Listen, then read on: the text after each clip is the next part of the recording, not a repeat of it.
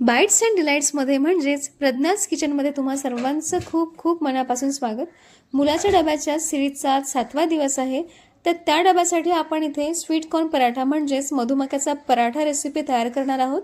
चला तर मग रेसिपीला वेळ वाया न घालवता इथे आपण सुरुवात करूया. सर्वात आधी मक्याचे दाणे मिक्सरमध्ये थोडे जाडसर वाटून घ्यायचे. एका कढईत तेल गरम करा. त्यात जिरे, मोहरी, बारीक चिरलेली हिरवी मिरची, थोडासा हिंग आणि बारीक चिरलेला कांदा छान परतून घ्या. त्यात थोडं बेसन घालून खमंग भाजा. त्यानंतर वाटलेला मका, हळद, चवीनुसार मीठ, जिरे पावडर आणि बारीक चिरलेली कोथिंबीर घालून सर्व साहित्य व्यवस्थित शिजवून घ्या.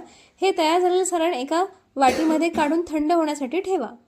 इथे आपण पराठा बनवण्यासाठी गव्हाचं पीठ थोडंसं मीठ घालून 15 मिनिटं आधी छान मळून घेतलेलं आहे. पराठ्याला छान रूप आणि चव येण्यासाठी पोळपाटावर थोडी कोथिंबीर आणि सुकं पीठ पसरवून घ्या. पिठाची लाटी लाटून त्यावर तयार केलेलं मक्याचं सारण पसरवा. पराठा त्रिकोणी आकारात दुमडून हलक्या हाताने लाटून घ्यायचा आहे.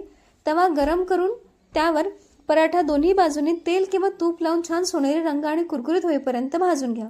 तयार झालेला गरमागरम पराठा सर्व्ह करा.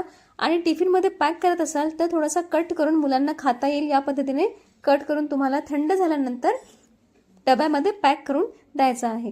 तुम्हाला जर रेसिपी आवडली असेल तर नक्की लाईक करा, शेअर करा, सोबतच चॅनलला सबस्क्राईब करा. तोपर्यंत नवनवीन रेसिपीज बनवत चला, बघत चला आणि खात रहा. भेटूया पुढच्या रेसिपीमध्ये.